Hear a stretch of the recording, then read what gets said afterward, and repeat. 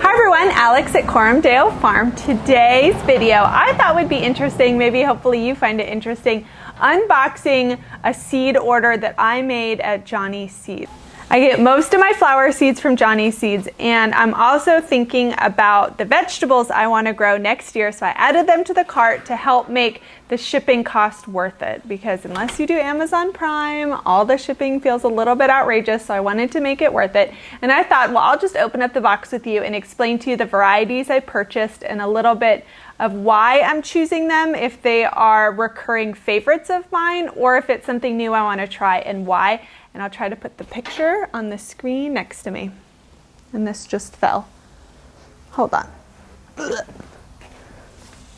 Wind in Oklahoma. Okay. It's a big old box because we also got our fall cover crop.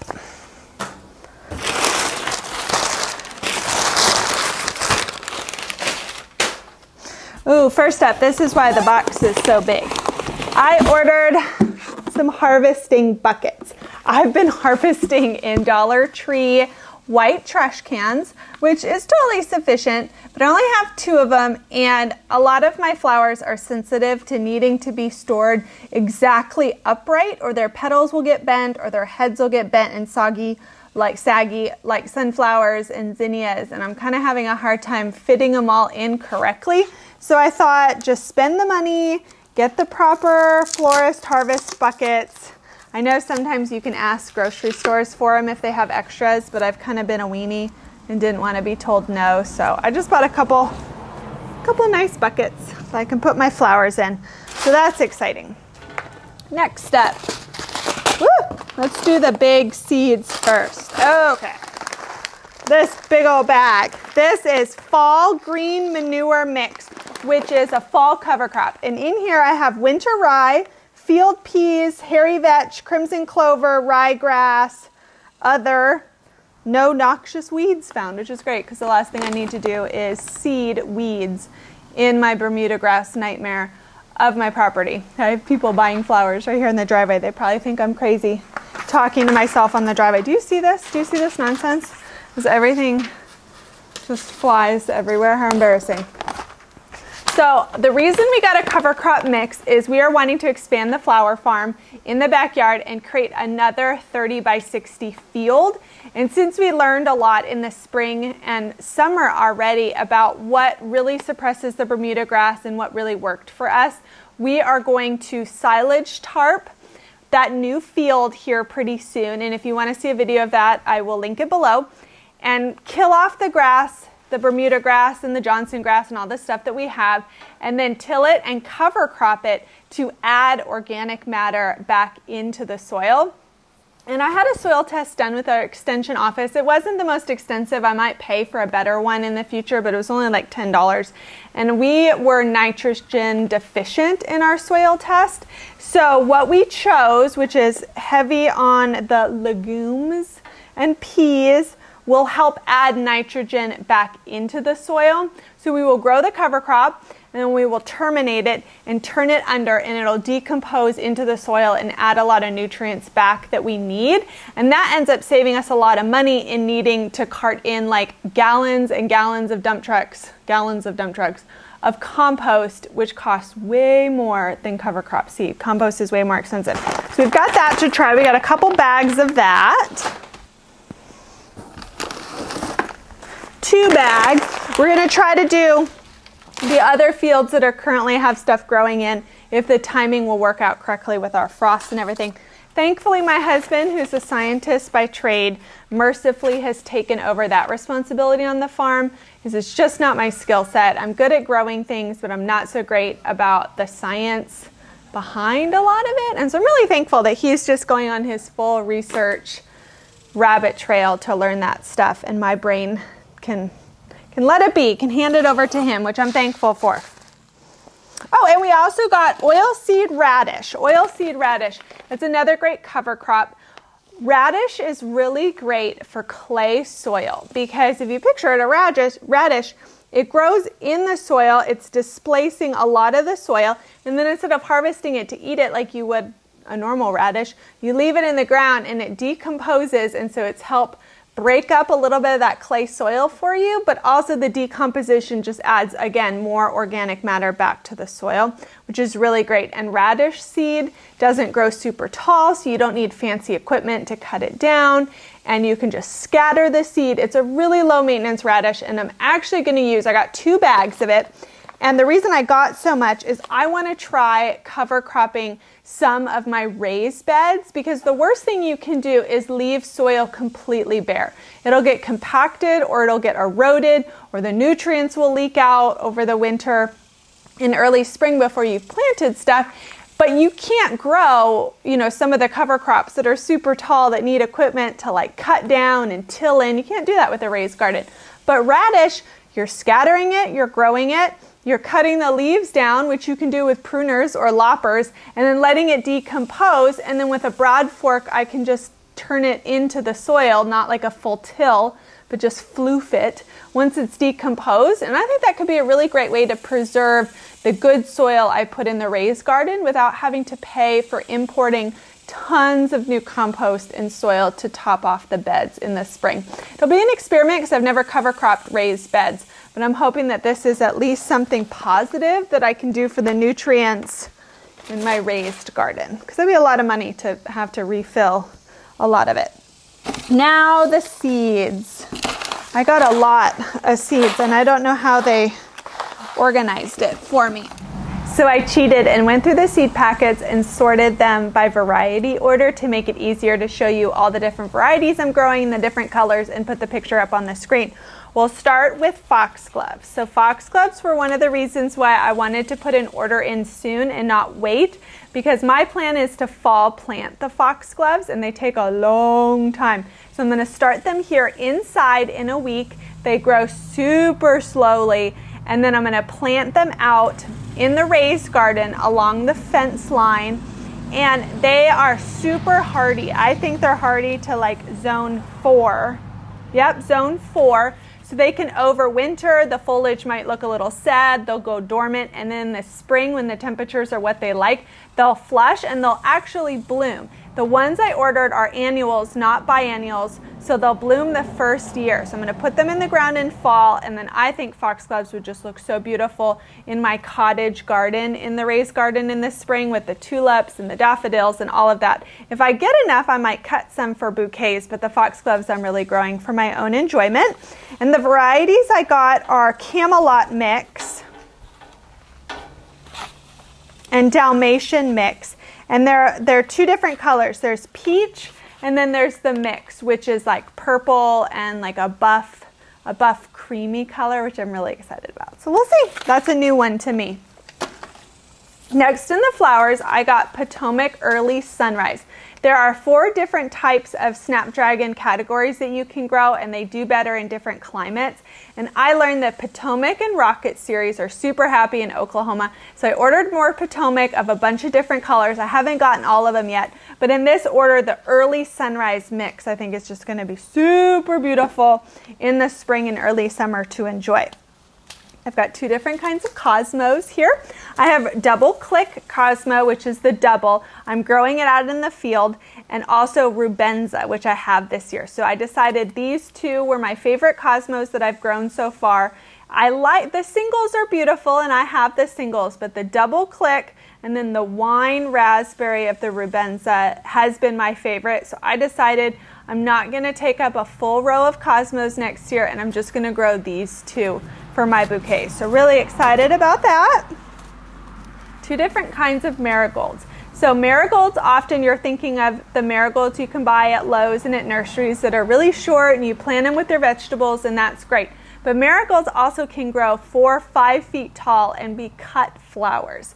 And I made the mistake of growing that version next to my tomatoes, underestimating how big they can get, and they have like taken over the area with the tomatoes, and I was having an airflow issue. So I actually like almost cut them completely back and decided that next year I'm going to grow the marigolds properly in netting in a field row so I can enjoy the stems in bouquets. And I got marigold cocoa gold and white swan. So a yellow, like a butter yellow, and a white, a creamy white to enjoy properly not taking over my tomato bed. Another flower I really enjoyed this year is Gomphrena.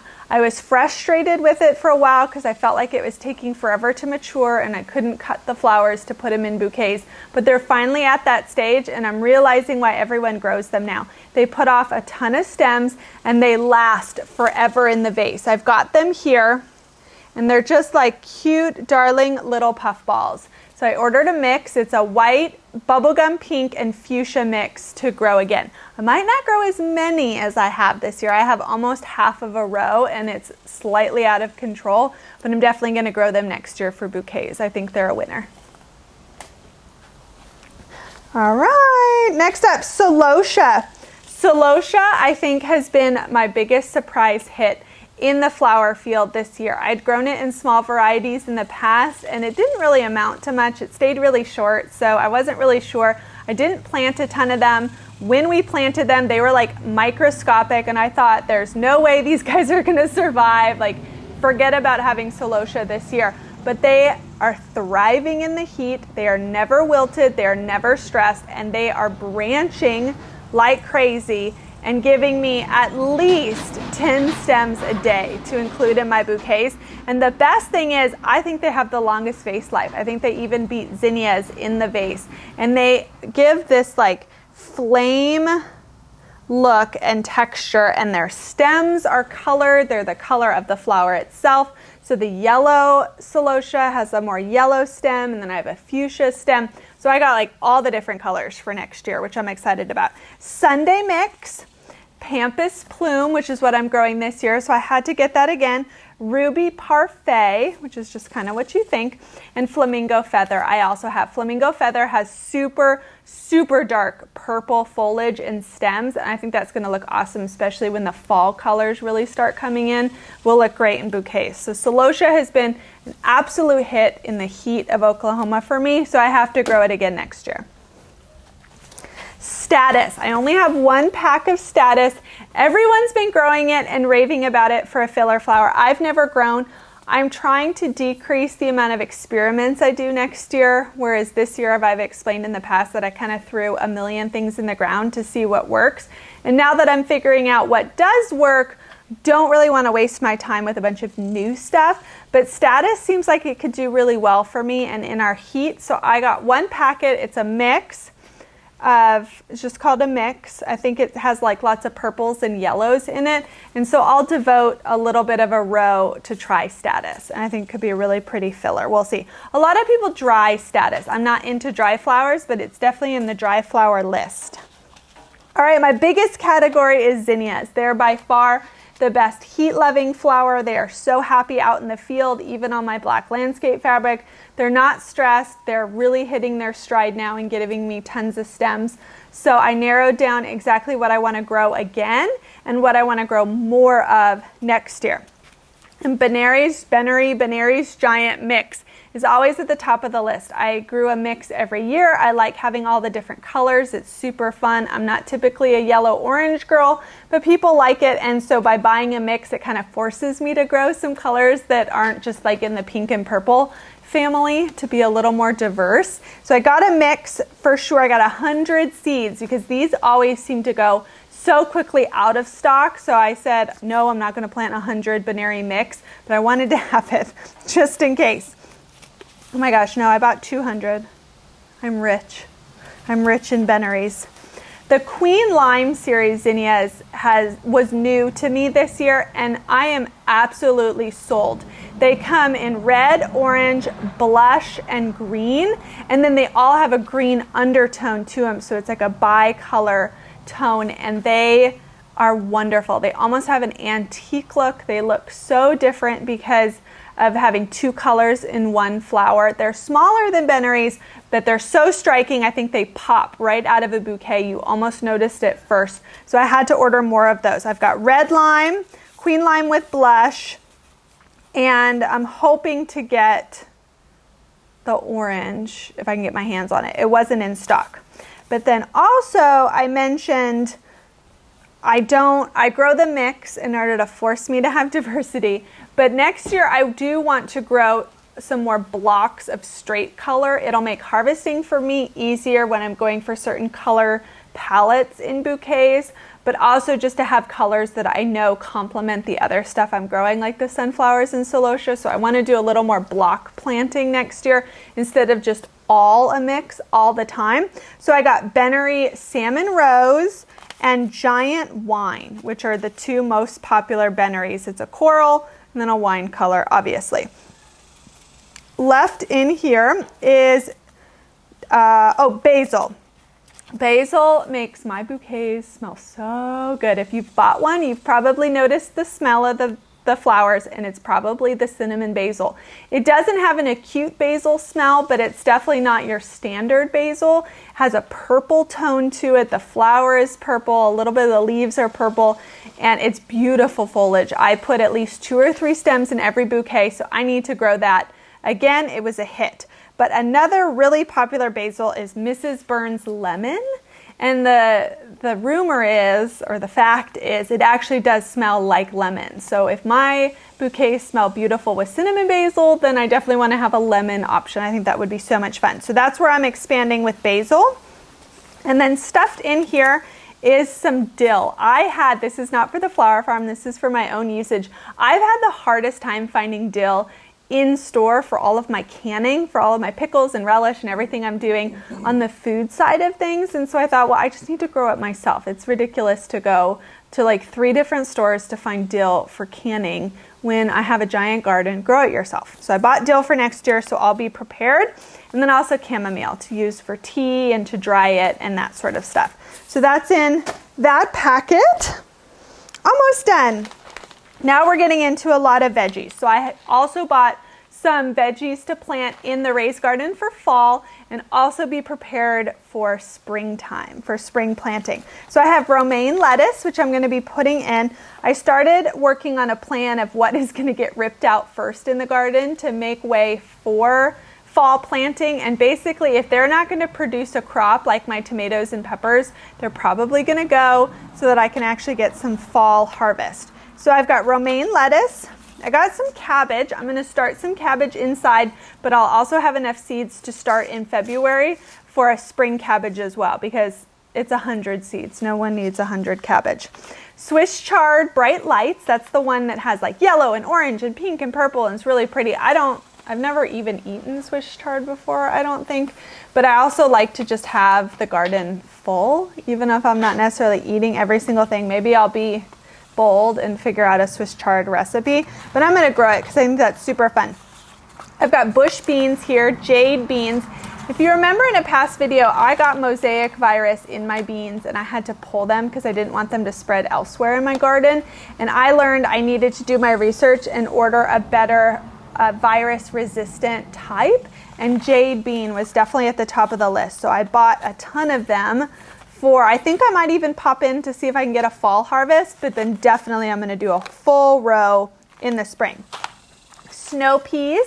My plan is in the spring where I have my tomatoes, because I'm already going to have the T-post there for infrastructure.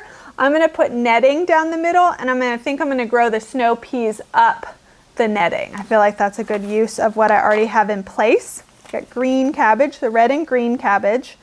And then 2 different types of carrots. I'm definitely doing a fall planting of carrots at the end of August, and then I'm going to do a spring planting of carrots in the gaps in the raised garden. And I chose these 2 varieties, hybrid early and hybrid storage, for their just different qualities that the carrots have. And then I got some free seed. I have some yellow carrots from Baker Creek that came as a free seed packet that I'm definitely going to grow. I think the kids might actually eat a carrot. Last in my little bundle, I have 2 different types of cucumbers. I have a slicing cucumber and a pickling cucumber. The names are nonsense, so I'm not even going to try to pronounce them.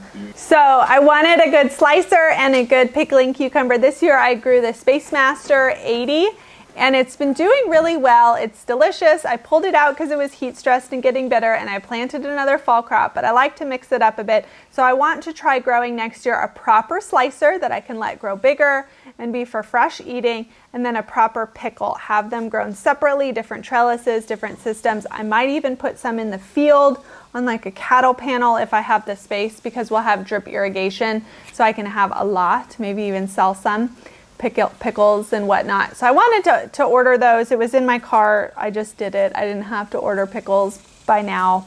Same with watermelons. I ordered I'm pretty sure this is a yellow watermelon. My third child calls them water lemons, and it blew his mind that you could grow watermelons with yellow flesh, water lemon. So I ordered one just to make sure I had it for him to grow for next year. So that's all my seeds in my order.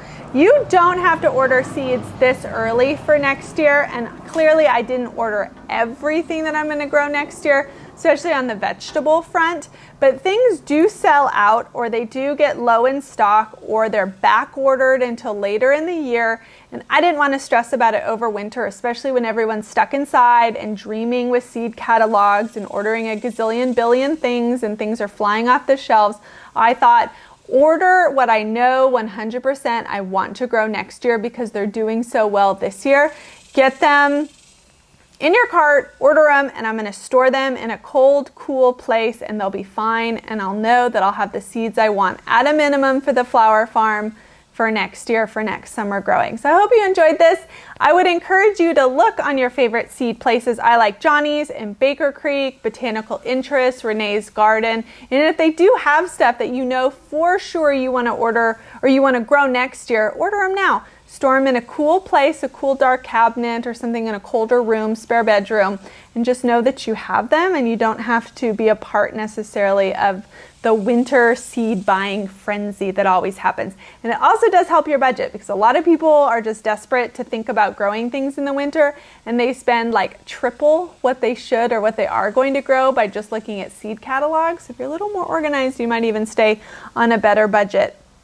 I hope you enjoyed this video. I hope you're excited to see what I'm going to grow next year because of what is going so well this year. So see you in the next video.